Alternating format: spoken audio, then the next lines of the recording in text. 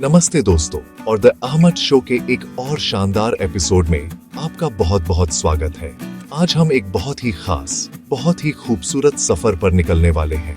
एक ऐसा सफर जो हमें प्रकृति के उन कलाकारों से मिलवाएगा जो हमारे आसपास ही रहते हैं, लेकिन अक्सर हम उन्हें देख नहीं पाते। ये कलाकार है पंछी, और आज हम बात करेंगे मेरे अपने घर, मेरे प्यारे राज्य झारखंड के बारे में। झारखंड, जिसे जंगलों की भूमि भी कहा जाता है, सिर्फ खनिजों और झरनों के लिए ही नहीं, बल्कि अपने अविश्वसनीय पक्षी जीवन के लिए भी प्रसिद्ध है। आज का ये एपिसोड सिर्फ जानकारी के बारे में नहीं है, ये एक अनुभव है।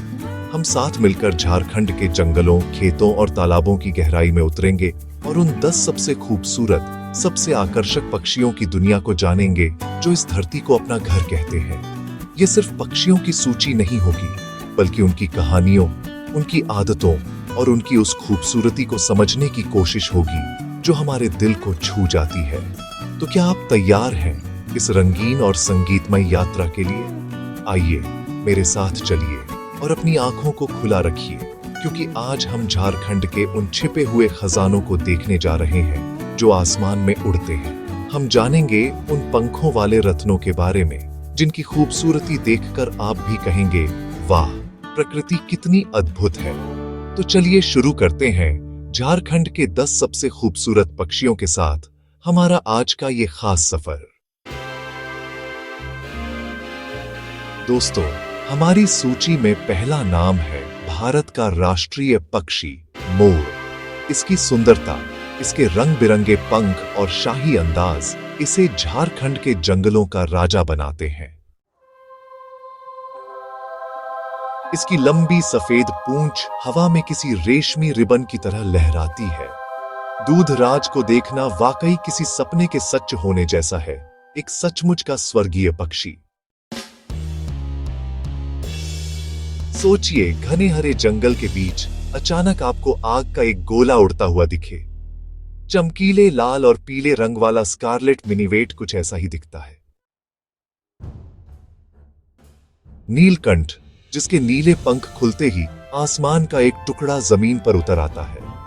झारखंड में इसे देखना सौभाग्य का प्रतीक माना जाता है, एक बहुत ही पवित्र पक्षी। पूरी तरह से काला, लेकिन इसकी चमक और फुर्ती देखने लायक होती है। कोतवाल अपनी निडरता और खूबसूरत कटी हुई पूंछ के लिए जाना जाता है, एक सच्चा योद्धा। पन्ने जैसा चमकीला हरा रंग और एक पतली, सुंदर काया। ये छोटा शिकारी हवा में ही कीड़ों को पकड़ने की अपनी कला के लिए मशहूर है, एक असली कलाकार। इसकी चंचल और मधुर आवाज सुबह को और भी खूबसूरत बना देती है। इसकी चोंच के नीचे का गहरा लाल धब्बा इसकी सबसे बड़ी पहचान है, एक छोटा गायक। पानी के पास बैठा एक चमकता हुआ नीलम। ये छोटा सा पक्षी अपनी बिजली की तेजी से गोता लगाकर मछली पकड़ने की कला में माहिर है, एक कुशल शिकारी। इसकी शांत और सौम्य प्रकृति मन को सुकून देती है। इसकी गर्दन पर मोतियों की माला जैसे सफेद धब्बे इसे एक अलग ही खूबसूरती और पहचान देते हैं।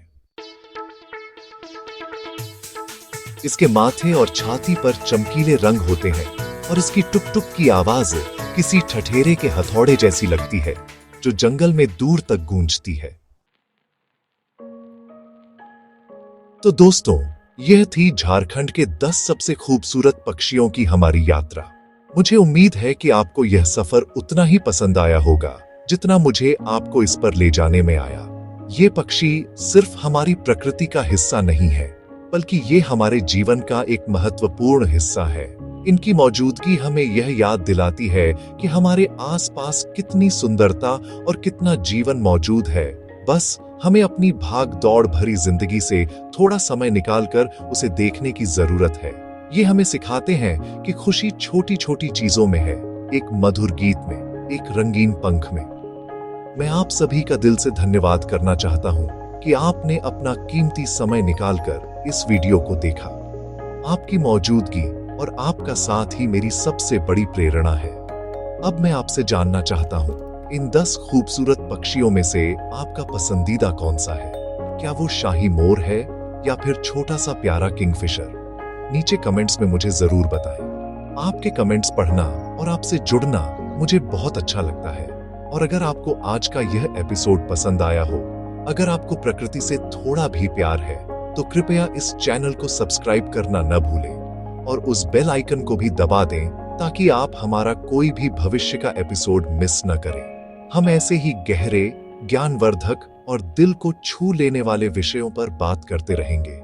तब तक के लिए अपना ध्यान रखें, अपने आसपास की प्रकृति का सम्मान करें और हमेशा सीखते रहें। धन्यवाद।